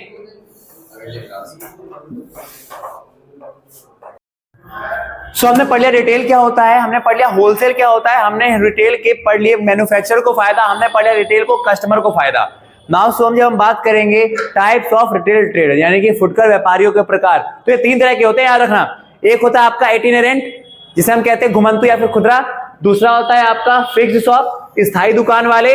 और तीसरा होता है आपका लार्ज स्केल फिक्स्ड शॉप, यानी कि बड़े मात्रा पर कौन से फिक्स्ड दुकान है। ठीक है, अब देखो इटिनेरेंट कौन से होते हैं, खुदरा या घुमंतु, नाम से पता चल रहा है। क्या घुमंतु यानी कि ये क्या होता होगा, इनका कोई फिक्स प्लेस नहीं होता, ये हमेशा एक जगह से दूसरी जगह पर घूमते रहते हैं, लो क्वालिटी और लो प्राइस में डील करेंगे, और बेसिकली ये डील करते हैं कौन सा, डेली यूज प्रोडक्ट में। ठीक है भाई, तो जब हम बात करते हैं जो है हमारे पास इटिनेरेंट है ना, हमारे पास इस इटिनेरेंट के भी कुछ टाइप्स होते हैं, यानी घुमंतु फुटकर व्यापारी के भी कुछ प्रकार है। और कौन कौन से हैं? सबसे पहला होता है हमारे पास पैडलर एंड हॉकर, जिसे हम बोलते हैं क्या, फेरी वाला। क्या बोलते हैं? फेरी वाला। अब देखो फेरी वाले की बात करें ना, तो ये रिटेलर में सब, फेरी वाला समझो, रेडी वाले जो होते हैं, ये रिटेलर में यानी कि फुटकर व्यापारी में, खुदरा व्यापारी में सबसे पुराने वाले रिटेलर माने जाते हैं ना, बहुत समय से चले आ रहे हैं। ठीक है, दूसरा मूव्स फ्रॉम स्ट्रीट, गलियों से, ट्रेन, बसों आदि में घूमते रह जाएंगे ना, आप बोल जाएंगे नारियल नारियल। ठीक है, तीसरा कैरी गुड्स ऑन व्हील, या तो व्हील कार्ट पे लेके जाएंगे। देखो अब जो बंदा ना गाड़ी पे लेके जाता है ना सामान, उसको हम कहते हैं हॉकर, जो गाड़ी पे लेकर जाए या बैल गाड़ी पे लेके जाए तो उसे हम कहते हैं हॉकर। और वहीं जो अपने पीठ पर, अपने सर पे लाद के ले जाए, उसे हम कहेंगे पैडलर। क्या कहेंगे? They provide non branded item, और ये क्या प्रोवाइड करते हैं? नॉन ब्रांडेड आइटम प्रोवाइड करते हैं। समझा ये चीज? तो ये हमारे पास इटिनेरेंट का, यानी कि घुमंतु वाले का, फुटकर व्यापारी का, कौन सा वाला, पैडलर और हॉकर्स, पहला। दूसरा जो टाइप्स होता है इसका, वो होता है मार्केट ट्रेडर। कौन से? मार्केट ट्रेडर, यानी कि बाजार व्यापारी। अब ये कौन से होते हैं? तो ये sell goods on a fix day. अब मार्केट से आ गया आपको बाजार व्यापारी, जो फिक्स डे के ऊपर आपको माल बेचेंगे, जैसे मंगलवार का बाजार, संडे का बाजार, वीर का बाजार। समझा जाए? आ गया आपको? तो यानी क्या होता है, sell goods on a fix day, निश्चित दिनों में ही वस्तुओं को बेचते हैं और डील्स करते हैं in low price and low quality goods. Low price और low quality deals, low quality product में ही डील करते हैं। ठीक है, जैसे हम कहते हैं ना कि चोर बाजार तो जाओ, पर संडे वाला जो चोर बाजार लगता है ना, वो ज्यादा सस्ता मिल जाएगा आपको। ठीक है भाई, या फिर अगर हम बात करते हैं तो पीरागढ़ी पे मंगलवार को या सोमवार को कोई है जो उस समय उस दिन सस्ते सामान बिकते हैं आपको। ठीक है, समझ आ गया? दूसरा सेट अप टेम्पररी शॉप्स, और ये क्या करते हैं, तो ये जो है वो एक टेम्पररी, परमानेंट दुकान नहीं लगा देते, क्योंकि इनका एक दिन का काम होता है, तो एक दिन में जाएंगे कहीं पर भी एक टेम्पररी दुकान लगाया, टेम्पररी फेरी लगाई अपनी उन्होंने, और या फिर किसी स्पेशल लोकेशन पर अपना दुकान लगा देते हैं और फिर अपना सामान बेचते हैं। समझ चीज? तो ये होते कौन से आपके मार्केट ट्रेडर, जो निश्चित दिनों में, किस किस दिनों में आपका माल बेचेंगे, लो क्वालिटी लो प्राइस में माल बेचते हैं, और आमतौर पे कभी कभी है ना अपनी एक टेम्पररी, या हम कह सकते हैं ना परमानेंट नहीं, टेम्पररी अस्थायी दुकान लगा लेते हैं किसी विशेष ओकेशन पे। ठीक है, जैसे देखता होगा आप लोगों ने देखा होगा, जब दिवाली का समय आता है तो सब लोग अपनी दुकान के बाहर नहीं चार पे बिछाएंगे, उस पे या तो लड़ियां बेचने लग जाएंगे, दिया बेचने लग जाएंगे। सुना है चीज? तीसरा होता है आपका स्ट्रीट ट्रेडर। ठीक है, स्ट्रीट ट्रेडर, या फिर हम पेमेंट वेंडर भी इसे हम कहते हैं, या फिर हम इसे कहते हैं कौन से, जो गलियों वाले व्यापारी होते हैं ना, वो वाले। ठीक है, ये नाम से चल गया, दे आर रिटेलर्स हु सोज their goods on the busy streets. ये नाम से चला स्ट्रीट, यानी ये ऐसे व्यापारी होते हैं जो व्यस्त गलियों में माल बेचते हैं अपना।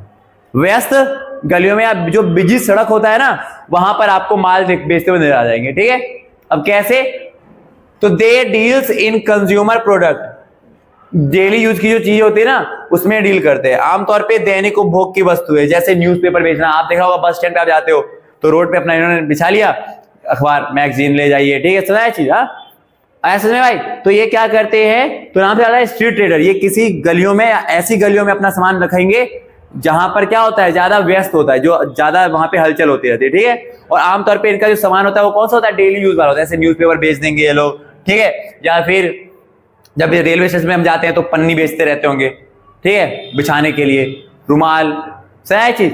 फिर हाँ, they have always certain places, और इनके हमेशा कुछ निश्चित स्थान होते हैं, ठीक है, समझ चीज।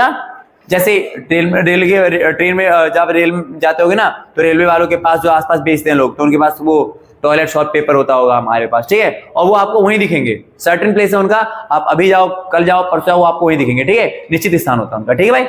समझ चीज। पहला था फेरी वाला, पैडलर, हॉकर। दूसरा हो गया मार्केट, जो मार्केट बेचते हैं। तीसरा हो गया आपको स्ट्रीट वाले, गलियों वाले, जो आपको किसी बिजी सड़क पे माल बेचते हुए नजर आ जाएंगे। समझा भाई? तीसरा जो होता है हमारे पास, सॉरी चौथा, वो होता है हमारे पास कौन सा, चीप जैक्स, यानी सस्ते विक्रेता जिसे हम कहते हैं, ठीक है। अब ये कौन से होते समझना ध्यान से। तो they displace their item on certain hired shop tent on several location.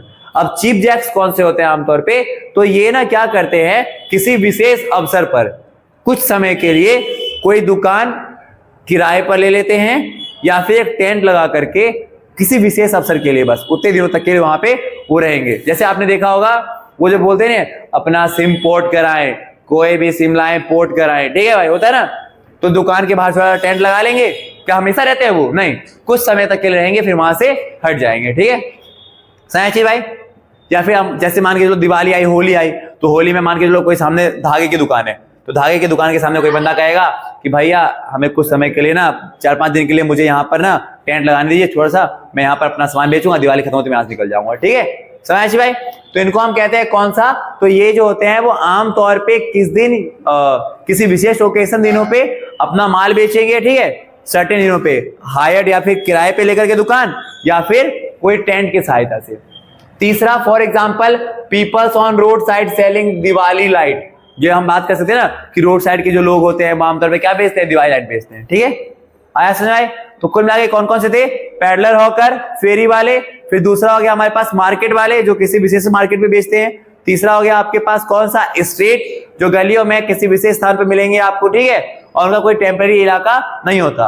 और फिर एक होता है आपका चीप जैक्स, जो सस्ते होते हैं और आमतौर पर ऐसे किसी की दुकान हायर करके या फिर क्या करना, अपना टेंट लगा करके कुछ विशेष ओकेशन के लिए वहां पर रहते हैं, फिर जैसे उनका उद्देश्य पूरा जाता है, जब वो ओकेशन खत्म हो जाता है वहां से निकल जाते हैं, ठीक है। फिर अगला जो आता है हमारे पास, अगर हम बात करें तो अगला होता है कौन सा, तो मैंने बताया था ना आपके कि जो रिटेल ट्रेडर हैं वो आपके अलग अलग प्रकार के होते हैं। तो अलग अलग प्रकार में से पहला प्रकार हो गया हमारे पास कौन सा वाला, पहला प्रकार था आपका इटिनेरेंट, खुदरा या फिर फुटकर व्यापार, खुदरा या फिर घुमंटू फुटकर व्यापारी, ठीक है। अब दूसरा होता है हमारे पास कौन सा, फिक्स्ड शॉप रिटेलर, यानी कि स्थायी दुकान वाले फुटकर व्यापारी। अब स्थायी दुकान वालों में से जो स्थायी दुकान वालों में दो तरह के होते हैं, एक जो स्मॉल स्केल के होते हैं और दूसरा जो कौन से होते हैं आपके लार्ज स्केल वाले, ठीक है, स्मॉल स्केल वाले, और दूसरा कौन सा होता है आपका लार्ज स्केल वाले, यानी कि छोटे दुकान और बड़े दुकान वाले, ठीक है। तो अगर हम बात करते हैं तो छोटी दुकान वालों की बात करें तो कौन से होते हैं, ये मोस्ट कॉमन फॉर्म होता है, ज्यादातर आपको जो रिटेल में दिख जाएगा ना, जिनके पास अपनी दुकान होगी वो कौन से होंगे, छोटे दुकान वाले ना, जैसे जनरल स्टोर हो गया, ठीक है, या फिर गुप्ता जी का दुकान बाजू वाला, ठीक है, समझ जी। Mostly situated in the location जहां पे क्या होता है, बिजी, जहां पर ज्यादा लोग रहते हैं, पॉपुलेटेड होता है, जहां पर क्या होता है ज्यादा लोग रहते हैं ना, उन इलाकों में आपको ये दुकानें दिख जाएंगी, ठीक है भाई, समझ चीज।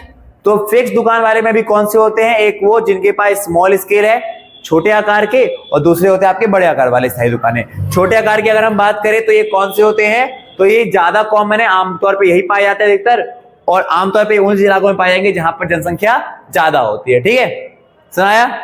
फिर अब बात करें अगर हम देखना तो स्मॉल वालों के अंदर कौन कौन से आते हैं, तो पहला होता है आपका जनरल स्टोर, कहते हैं देखो जनरल स्टोर यानी कि सामान स्टोर। कौन सा होता है ये, तो ये डील करता है in daily use item, general store आप सबकी गली के होगा, गली के नुक्कड़ पे होता होगा, ठीक है। आप वहां जाते होगे तो वहां पे आपको सारे आइटम मिल जाएंगे जो डेली यूज आप करते होगे, ठीक है।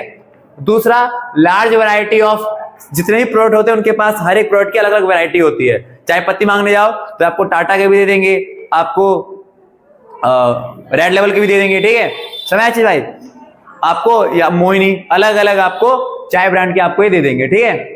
यानी कि अलग अलग वैरायटी में डील करते हैं, डेली यूज आइटम में डील करते हैं, और प्लस में क्या प्रोवाइड करते हैं आपको, क्रेडिट फैसिलिटी यानी कि उधार सुविधा भी प्रदान करते हैं जनरल स्टोर वाले। दूसरा होता है आपका स्पेशलिस्ट स्टोर, यानी कि विशिष्ट दुकानें, विशिष्ट दुकानें।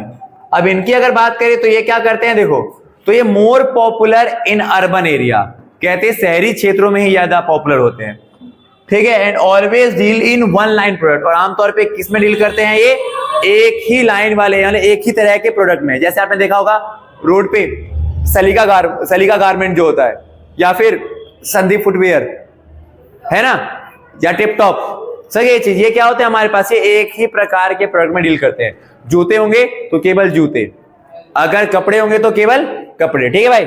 छोटे बच्चों के कपड़े तो केवल छोटे बच्चों के कपड़े, ठीक है भाई, सुना है चीज। तो ये है, तो ये जो शहरी क्षेत्रों के अंदर ज्यादा ही पॉपुलर होते हैं। और बात करें तो ये आमतौर पे क्या होते हैं, सिचुएटेड होते हैं इन मार्केट एरिया, जहां पर क्या होता है, मार्केट होता है ज्यादा, जहां पे लोगों का ज्यादा आना जाना होता है, ठीक है।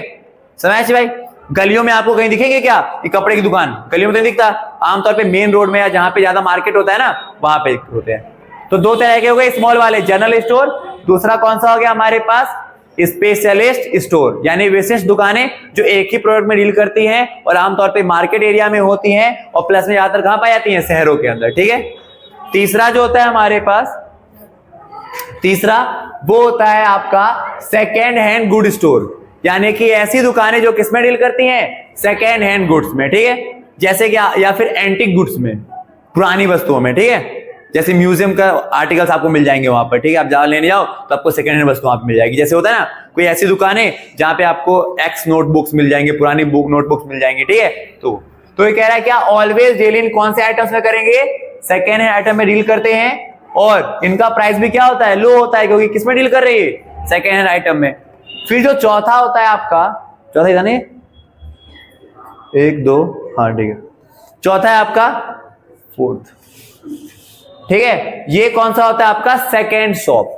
जो सेकेंड शॉप या दूसरी दुकान हम किसे कहते हैं, तो they sell goods which are not produce according to the requirement. अब देखो, सेकेंड हैंड दुकान और सेकेंड दुकान में दोनों में अंतर है।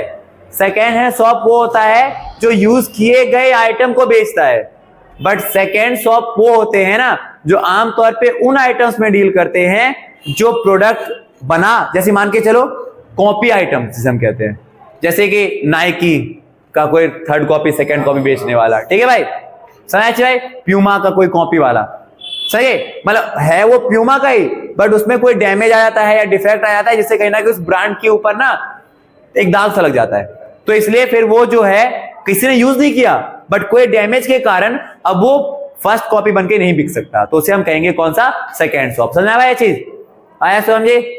तो सेकेंड शॉप में क्या होता है, तो they sell goods which are not produce, जो उस तरह से नहीं बने जिनकी हमें रिक्वायरमेंट थी। समझ आया ये चीज, इनमें कुछ ना कुछ डिफेक्ट रह जाता होगा, ठीक है भाई। सोल्ड हैवीली डिस्काउंट प्राइस, और इसलिए इनको किस प्राइस पे बेचा जाता है, डिस्काउंट प्राइस पे। जैसे कि मान के चलो कि प्यूमा का असली जूता होगा बहुत महंगा, बट अगर कोई डैमेज आ गया है तो वो डिस्काउंट प्राइस पे आपको बिकेगा, ठीक है भाई। आया समझ में, आ गया। तो पहला था आपके पास जनरल स्टोर, दूसरा हो गया स्पेशलिस्ट जो एक ही प्रकार की वस्तुओं में डील करता है, तीसरा हो गया सेकेंड हैंड जो आमतौर पे सेकेंड हैंड वस्तुओं में जो पहले से यूज हो रखा उसमें डील करता है, और ये यूज नहीं हो रखा बट कोई डैमेज आ जाने के कारण कोई कंपनी का प्रोडक्ट जो है वो डिस्काउंट प्राइस पे बिक रहा है। सुना है भाई ये चीज। देन आपके पास तीसरा जो था होता है, तीसरा कौन सा है आपके पास, लार्ज स्केल वाले। तो पहला था आपके पास जिनके पास कोई दुकान नहीं होती, इसे हम कहते हैं कौन सा, इटिनेरेंट, घुमंतु वाले। फिर दूसरा हो गया आपके पास फिक्स दुकानों के अंदर कौन सा दुकान, जो छोटे स्तर पे थे। अब फिक्स दुकानों में वो जिनकी दुकान क्या है, बड़ी है, यानी कि लार्ज शॉप वाले, ठीक है। अब ऐसे में देखें तो इनके पास अगर इनकी विशेषता की बात करें तो इनको क्या चाहिए होता है, इनको ज्यादा मात्रा में इन्वेस्टमेंट चाहिए होता है। जैसे अगर हम बात करते हैं मॉल में, जैसे हम बात करते हैं मॉल होता है ना या सुपरमार्केट होता है, तो वो क्या है हमारे पास, तो अगर हम बात करें तो लार्ज स्केल वाले में क्या होता है आमतौर पे, तो इनको क्या चाहिए होता है, तो इनको ज्यादा मात्रा में इन्वेस्टमेंट की आवश्यकता होती है, ठीक है। दूसरा, यूज करते हैं लार्ज साइज शोरूम, बेचने के लिए जो माल भी होता है ना इनका एक बड़ा शोरूम होता है इनके पास, जैसे आपने देखा होगा बनिया की दुकान, ठीक है, छोटी दुकान पे तो नहीं बेचते ना ये।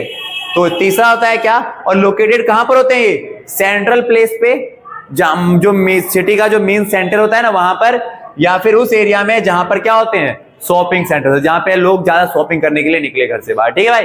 तो लार्ज स्केल वाले कौन से होते हैं, जिनके ह्यूज कैपिटल चाहिए, जिनको ज्यादा मात्रा में जिनको लोकेशन जो चाहिए, जिनको जो प्लेस चाहिए बेचने के लिए, वो भी क्या चाहिए जाता है, बड़ी चाहिए होती है, बड़ी जगह चाहिए होती है। और तीसरा, ये आमतौर पे सेंट्रल प्लेस पे, केंद्रीय स्थानों पर पाए जाते हैं, ठीक है भाई। अगर हम बात करें तो इसके अंदर कौन कौन से आइटम्स आते हैं, कौन कौन सी चीजें आती है, तो सबसे पहला होता है इसके अंदर कौन सा, डिपार्टमेंट स्टोर, विभागीय स्टोर। अब देखो डिपार्टमेंट स्टोर कौन सा होता है, तो डिपार्टमेंट स्टोर नाम से पता चल रहा होगा आपको, एक ऐसा स्टोर या लार्ज स्केल वाले का या बड़े पैमाने के स्थायी दुकान का एक ऐसा स्टोर या एक ऐसा रूप जिसमें क्या होता है, अलग अलग डिपार्टमेंट बने होते हैं। क्या होते हैं, अलग अलग डिपार्टमेंट बने होते हैं, ठीक है। और इन डिपार्टमेंट मतलब क्या होता है, तो they deals in a large showroom, ठीक है, लार्ज शोरूम में डील करते हैं, ये काम करते हैं ना, इसका कल कर लेंगे, ठीक है। तो कितना रहेगा अभी 9 पेज और रहेगा, ठीक है। तो इतना रखते हैं, इसका कल करते हैं, ठीक है। जो सुन,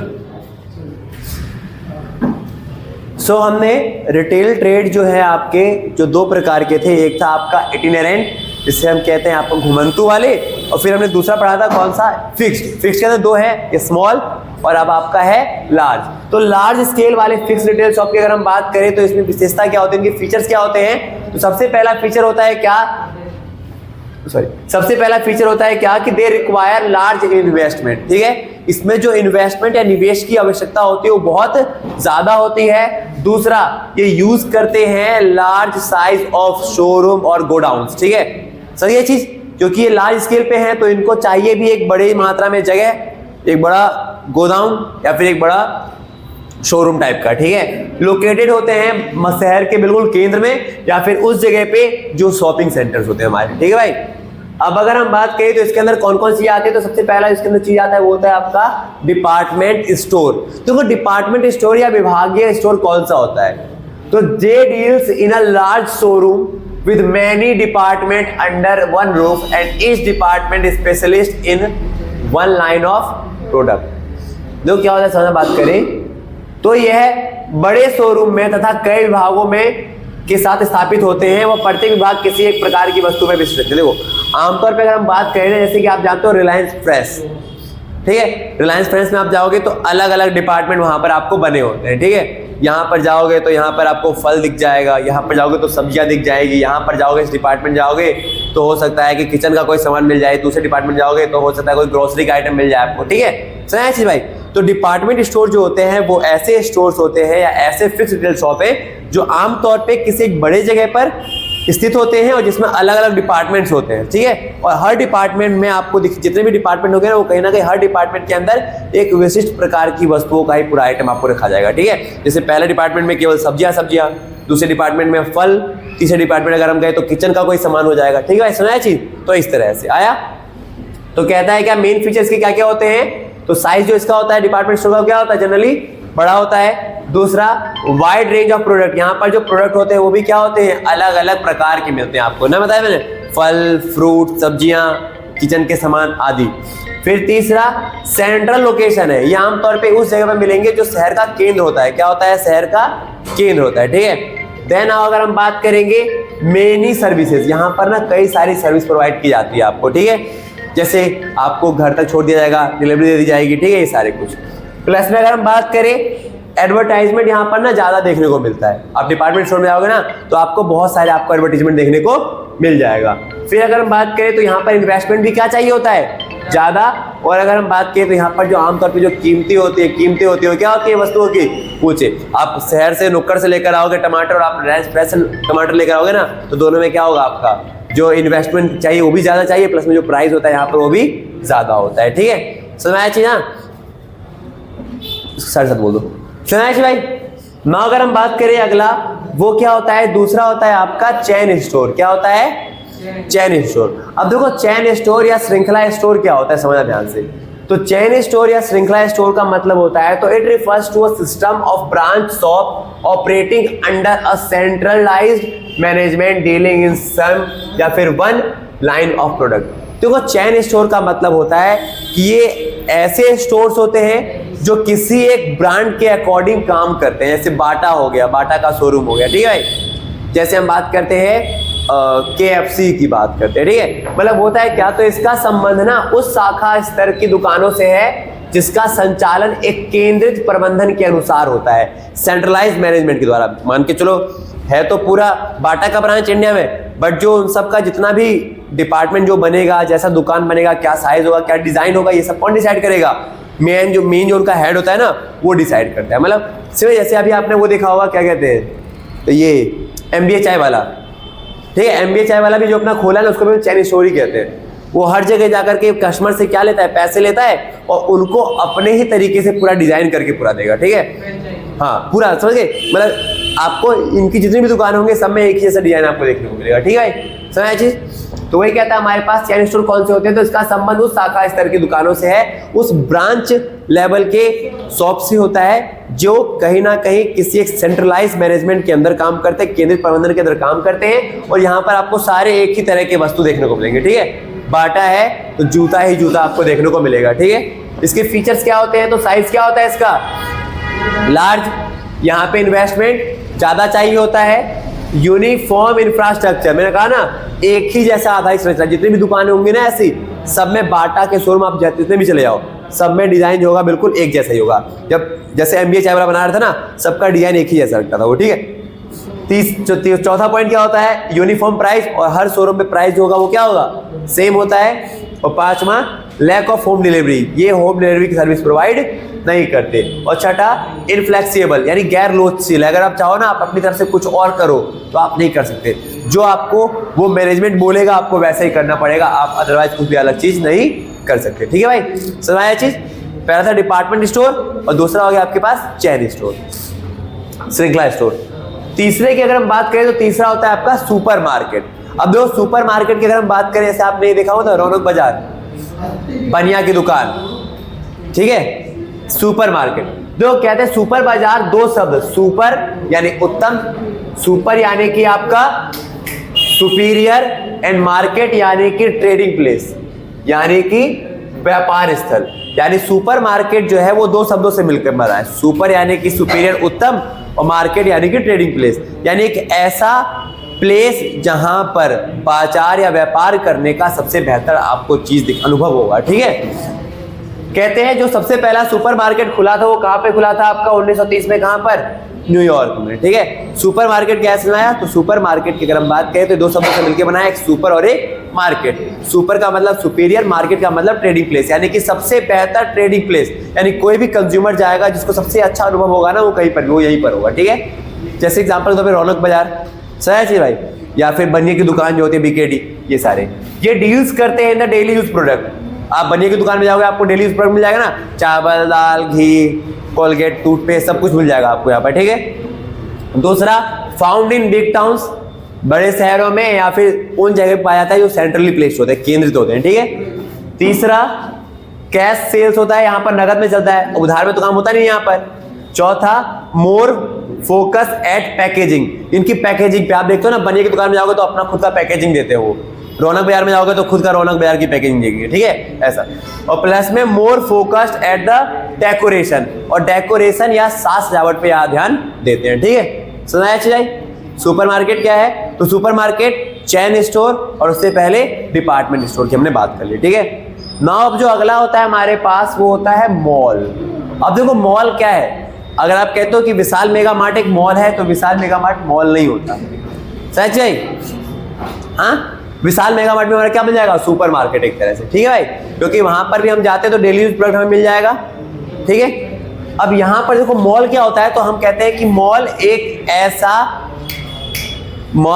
ऐसा फिक्स्ड रिटेल स्टोर है जहां पर आपको अलग अलग आइटम्स दिखेंगे और अलग अलग दुकानें होंगी उसके अंदर, और हर दुकान का मालिक जो होता है वो अलग अलग होता है, ये याद रखना, ठीक है।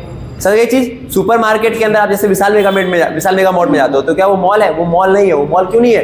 क्योंकि मैं वहां पे जहां पर भी जाऊंगा तो क्या उसका अलग मालिक होगा? नहीं, सारा तो विशाल का ही है। तो पर मॉल में क्या होता है, मॉल में जैसे आते हो ना तो आपको जितनी भी दुकान दिखती है तो सबका मालिक क्या होता है? अलग अलग होता है। तो वही कह रहा है, it is refers to that shopping complex where many kind and variety of goods available at single place and many shops are established in it. यानी कि इसका अभिप्राय उस शॉपिंग कॉम्प्लेक्स से है जो कि विभिन्न प्रकार की वस्तुओं में सौदा करता है तथा एक ही स्थान पर यहाँ पर विभिन्न वस्तुएं मिल जाती हैं और अलग अलग दुकानें होती हैं और हर दुकान के मालिक भी अलग अलग होते हैं। फीचर्स क्या है? कई सारी सर्विसेज होती हैं यहाँ पर। आप जाओगे तो खाने पीने का भी सामान मिल जाएगा, एंटरटेनमेंट का मिल जाएगा, ठीक है, कई सारी सर्विस मिल जाती है। दूसरा, located at the central area, आमतौर पर उस एरिया में होते हैं जहाँ पर ज्यादा शहर का सेंट्रल एरिया हो जाता है, ठीक है। तीसरा, अनेक वस्तुएं आपको यहाँ पर मिल जाती हैं, मैनी गुड्स, ठीक है, हर एक तरह की। मूवी देख लो, चाहे आप कपड़े खरीद लो, चाहे आप खाने पीने का आइटम ले लो, ठीक है, हर तरह की। प्लस में मैनी ओनर्स, कई सारे मालिक होते हैं ना यहाँ पे, कई सारे स्वामी होते हैं अलग अलग दुकानों के। इन्वेस्टमेंट भी यहाँ पर ज़्यादा चाहिए होता है और लार्ज स्केल पे यहाँ पर एडवर्टीजमेंट होता है। देखो ना, आप मॉल पे आओगे तो हर जगह अलग, यहाँ होर्डिंग अलग लगा रखा होगा, ठीक है। तो अलग तरह से यहाँ पे, और डेकोरेशन में भी ज़्यादा पैसा यहाँ पर लगता है। तो हो गए, पहला था हमारे पास डिपार्टमेंट, दूसरा था चेन, तीसरा हो गया आपका सुपरमार्केट, अब चौथा हो गया हमारे पास मॉल। मॉल में क्या अंतर समझ आ गया ना चीज। अगला अगर हम बात करते हैं, अब अगला जो होता है हमारे पास वो होता है मेल ऑर्डर रिटेलिंग। अब मेल ऑर्डर रिटेलिंग का मतलब कहते हैं हम क्या? डाक द्वारा व्यापार। अब देखो, डाक द्वारा व्यापार कौन सा, समझना ध्यान से। तो under this type of retailing, देखो डाक द्वारा, मेल द्वारा। अब आपने देखा होगा अक्सर जब भी आप इंस्टाग्राम ओपन करते होगे आजकल के टाइम पे, तो आप देखते होगे ना यूजीसी मार्केट चलता है कि लोग बताएंगे कि ये लैक्मे का प्रोडक्ट नया लाया मैंने, ठीक है, ये आप देखिए, इसके शेड्स देखिए, इसके शेड्स नहीं हट रहे, ठीक है, ये इसकी लाली देखिए। सर ऐसा होता है। और फिर वो अपना क्या करता है, वो वहां पर स्टोरी पे लगा देते हैं। अब जिसको अच्छा लगेगा तो वो वहां पर कहता है ना डीएम कीजिए, जिसको चाहिए वो हमें डीएम कर सकता है। तो जो बंदा उसको डीएम करता है तो भाई उसको कहता है कि ठीक है, आपको कितने ऑर्डर चाहिए हम देते हैं, आपको अपना एड्रेस बता दीजिए, हम आपको बाई पोस्ट भिजवा देंगे। सुना है चीज। तो क्या होता है, इस फुटकर व्यापार में, इस रिटेलिंग के अंदर कहीं ना कहीं विक्रेता अपने संभावी ग्राहकों को, अपने जो उसके पोटेंशियल कंज्यूमर्स है, जब सकते हैं हाँ इस सवाल खरीदेगा, उसको डाक की सहायता से और मेल की सहायता से या विज्ञापन की सहायता से अपनी ओर अट्रैक्ट करता है। इंस्टाग्राम पे अच्छे अच्छे ऐड रील दिखाना ताकि उसकी तरफ अट्रैक्ट हो जाए। जैसे आदिवासी हेयर ऑयल का चला है ना आजकल, इंस्टा ओपन करोगे, ये लंबे वाले घने घने बाल, अगर आप भी चाहते हैं ऐसे तो देख लीजिए, ठीक है भाई। अगला अगर बात करें तो दे सोल्ड द कैटलॉग्स। अब वो क्या नहीं, वो क्या करते हैं, सेंड करते हैं, मतलब भेजते हैं अपने कैटलॉग को, प्राइस लिस्ट को और samples etcetera with the help of post, ठीक है, और उनको ऑर्डर भी उनका पोस्ट के द्वारा ही देते हैं, ठीक है, समझ आया। फिर अगर हम बात करें क्या फीचर्स क्या होते हैं इसके, जो मेलिंग वाला है तो उसके फीचर क्या होते हैं। तो पहला, व्यापार जो होता है किसके द्वारा होता है, डाक के द्वारा, पोस्ट के द्वारा। नगद व्यापार होता है, कैश में होता है। ट्रेड विदाउट शॉप, ये ऐसा चीज है जहां में बिना दुकान के आप व्यापार कर रहे हो ना, घर में बैठे बैठे, जैसे क्लाउड किचन होता है ना आजकल टाइम पे, वैसे ही हो गया वो, ठीक है। लेस कैपिटल रिक्वायर, ज्यादा कैपिटल की आवश्यकता होती है क्योंकि आपको कोई दुकान स्थापित नहीं करनी, घर से डील कर सकते हो इसको, ठीक है। फिर अगला इफेक्टिव, और यहाँ पे खास बात ये होती है कि आपका माल तभी बिकेगा जब आपकी एडवर्टीजमेंट क्या हो, जितना ज्यादा बेस्ट रहेगा, ठीक है भाई। प्लस में एंड ऑफ इंटरमीडिएटर, कोई इंटरमीडिएट होता नहीं इसके अंदर, आप खुद बना रहे हो माल, आप उसको बेच रहे हो, तो बीच में कोई रिटेलर कुछ तो नहीं आया ना इसके अंदर, समझा। और देन लास्ट होता है हमारे पास डिलीवरी एट होम, घर पे ही आपको डिलीवरी मिलेगी, ठीक है, आपको जाके दुकान में जाना नहीं है कि भाई मुझे दे दो ऐसा कुछ, ठीक है। प्रोसीजर की बात करें तो इसका प्रोसीजर क्या होता है मेलिंग वाले का, तो सबसे पहले प्रिपरेशन ऑफ मेलिंग लिस्ट। आप ना पहले डाक सूची बनाते हो। मेलिंग लिस्ट का मतलब होता है कि आप ना पूरा वो जमा करते हो, चाहे आप मान के चलो डायरी होती है, डायरेक्टरी जो होती है, लिस्ट जो आपने देखा होगा, वो वाली मूवी देखी होगी आपने, कौन सी कहते हैं, बाबूराव वाली, हेरा फेरी, उसे देखते हो वो क्या करता है, डायरेक्टली लिस्ट निकालता है, उसमें नंबर लिखे होते हैं एक एक के, हर एक के। तो डायरेक्टली लिस्ट का मतलब होता है ना जिसपे कहीं ना कहीं जितने भी टेलीफोन नेटवर्क हमारे एरिया में चले सबके नंबर वहां पर होते हैं। तो ये बंदा जो होता है ना वहां से, जैसे आपने देखा होगा आपके पास फोन आता है, किसका फोन आता है, लोन ले लीजिए, ठीक होता है ना, लोन वोन के लिए फोन आते हैं, तो आखिर उनके पास नंबर जाते कहाँ से, तो वो जाते कहाँ से, आपके टेलीफोन डायरेक्टरी से जाते हैं, ठीक है। तो सबसे पहले क्या करता है, अपने कस्टमर को चुनता है, उनको फोन करता है, उनके पास या उनके व्हाट्सएप पे किसी भी तरीके क्या करता है, एडवर्टीजमेंट भेजता है, ठीक है। फिर उनके बाद वहाँ पे एडवर्टीजमेंट भी एक दिन नहीं भेजेगा, रेगुलर भेजता आएगा, रेगुलर, ठीक है। फिर इसके बाद वहां से हो सकता है किसी दिन उसको ऑर्डर आएगा, तो ये ऑर्डर रिसीव करेगा, ऑर्डर रिसीव करने के बाद उसको एग्जीक्यूट करेगा, सप्लाई किया जाएगा, और सप्लाई करने के बाद क्या होगा आपका रिसीविंग द पेमेंट। तो इस तरह से इसका पूरा प्रोसीजर आपका चलता है, ठीक है। नाउ अगर हम बात करें अगला, तो देखो एक होता है क्या आपका ऑटोमेटिक वेंडर मशीन। आपने देखा होगा फिल्मों के अंदर या जो आमतौर पे विदेश से होते हैं, उनमें एक मशीन होती है ना पेप्सी की, कॉइन डालो आपका प्रोडक्ट बाहर आ जाएगा, कॉइन डालो आपका प्रोडक्ट बाहर आ जाएगा। तो ये क्या होता है, it is the new form of retailing. ये आज के टाइम में रिटेलिंग का या फुटकर व्यापार का एक नया रूप है। It is a machine operating by token. यह एक सिक्कों के द्वारा स्वचालित मशीन होती है इसके अंदर, ठीक है, सिक्कों के द्वारा स्वचालित इसके अंदर मशीन होती है। They sell pre packed. ये आमतौर पे वैसे प्रोडक्ट बेचते हैं जो पहले से ही पैक हो, ठीक है, पहले से उसकी क्वांटिटी लिखी होती है, प्री पैक्ड होते हैं, ठीक है, और प्लस में लो कॉस्ट वाले प्रोडक्ट बेचते हैं, ठीक है। सही चीज, जो सिक्के में आ जाए, अब मान के चलो 500 का नोट डालने पे थोड़ा ना आएगा, सही चीज। तो आमतौर पे ऐसे प्रोडक्ट बेचेंगे जो किसमें होगा आपके लो प्रोडक्ट होते हैं, लो कॉस्ट वाले होते हैं। No salesman require. इसके लिए कोई भी सेल्समैन आपको दुकान पे कोई ऐसा तो नहीं कि बेचना रखना चाहिए आपको कि भाई आकर देखो भाई कौन आया कौन नहीं आया, तो कोई सेल्समैन भी आपको नहीं चाहिए होता है। और प्लस में every time sale possible, any time every time आप कभी भी चाहो तो अपना माल बेच सकते हो। ठीक कुशवाहा आया। तो इट इज जो होता है हमारे पास न्यू फॉर्म है रिटेलिंग का। दूसरा, इसमें एक मशीन होती है सिक्कों के द्वारा चलती है। तीसरा, प्री पैक्ड, पहले से पैक प्रोडक्ट बेचते हैं जिनका कॉस्ट भी क्या होता है, कम होता है, कोई सेल्समैन नहीं चाहिए इसके लिए, और प्लस में ये कभी भी आप इसमें अपना माल बेच सकते हो, ठीक है। अब जो लास्ट टॉपिक है आपके पास वो होता है आपका जीएसटी। जीएसटी इसको हम जानते हैं अकाउंट्स वाले बच्चे हैं, गुड्स सर्विस टैक्स। जीएसटी की बात करें तो it is started by passing some amendment in the constitution in July 2017। ये जो था ये क्या हुआ था, तो जुलाई 2017 में हमारे संविधान में कुछ बदलाव या परिवर्तन करके हमारे देश में टैक्स लाया गया, एक टैक्स पॉलिसी लेकर आया गया जिसका नाम था जीएसटी। ये बेस है किसके ऊपर, one nation one tax policy के ऊपर, कि एक राष्ट्र एक कर, ठीक है। फीचर्स की बात करें तो it applies in the whole country, ये पूरे कंट्री पे लगता है। और प्लस में it is a destination based tax, यानी यह गंतव्य आधारित कर है। यानी डेस्टिनेशन बेस्ड का मतलब है कि जो आखिरी में वस्तु यूज कर रहा होगा ना, जिसके पास सबसे आखिरी में वस्तु पहुंची है उसको पे वही करेगा। सही है चीज भाई। जैसे कि मान के चलो इस बुक के ऊपर जीएसटी लगी 5 रुपए की, अब इस बुक को आखिरी में जो बंदा यूज करेगा ना वही इसको पे कर रहा होगा। ये डेस्टिनेशन बेस होता है। मैं बेचने वाला हूँ, मैंने कहा कि भाई इसका प्राइस है 100 रुपए और इसकी जीएसटी है 5 रुपए, तो प्रोडक्ट कितने का हो गया, 105 का मैं लिख दिया। अब आप यूज करोगे तो आप उसका पैसा चुकाओगे, ठीक है भाई। समझ में आया चीज, ये डेस्टिनेशन बेस्ड टैक्स होता है, ठीक है। अगर बात करें टाइप्स की तो ये कितने प्रकार के होते हैं आमतौर पे, तो देयर आर 4 टैक्स स्टेबल। अच्छा, आमतौर पे आज भारत के अंदर ना 4 तरह के जीएसटी है, 5%, 12%, 18% और 28%, अलग अलग कैटेगरी के। एंटरटेनमेंट के लिए अलग होता है, ठीक है, एंटरटेनमेंट के लिए अलग होता है, गुड्स के लिए अलग होता है हमारे पास, ठीक है, बुक्स या एजुकेशन सिस्टम के लिए अलग अलग होता है, ठीक है। 4 तरह के लगते हैं, 5, 12, 18 और 28। जीएसटी के प्रकार की बात करें तो 2 तरह से होता है, इंट्रा स्टेट और एक होता है आपका इंटर स्टेट। इंट्रा स्टेट मतलब अयोध्या से लखनऊ एक ही राज्य में हो रहा है, मतलब इसका मतलब क्या है, एक ही राज्य में, एक ही राज्य में, जैसे अयोध्या से लखनऊ यूपी के अंदर ही हो रहा है। इंटर वाले में क्या होता है हमारे पास, दिल्ली से यूपी, दिल्ली से अलग अलग, यानी कि दो राज्यों के बीच। इसमें जो लगता है उसे हम कहते हैं इंट्रा, इसमें जो लगता है उसे हम कहते हैं इंटर। इंट्रा स्टेट में जब आपका जीएसटी लगता है ना 2 तरह से होता है, एक होता है सीजीएसटी और एक होता है आपका एसजीएसटी, यानी सेंट्रल गवर्नमेंट के पास भी चला जाता है और एक स्टेट गवर्नमेंट के पास जाता है। जैसे 12% है तो उसका 6 और 6 बन जाएगा, ठीक है। बट अगर आपके पास होता है इंटर स्टेट, 2 राज्यों के बीच में होता है, तो यहाँ पर जो जीएसटी लगता है उसको हम कहते हैं क्या, आईजीएसटी, जो लगता है 2 राज्यों के बीच में होने वाले पे, ठीक है, और पूरा पैसा इसका सेंट्रल रख लेती है, ठीक है भाई। तो इस तरह से आपका ये पूरा चैप्टर था, जिस चैप्टर का नाम था आपका इंटरनल ट्रेड। कल हम बात करेंगे इंटरनेशनल ट्रेड के बारे में।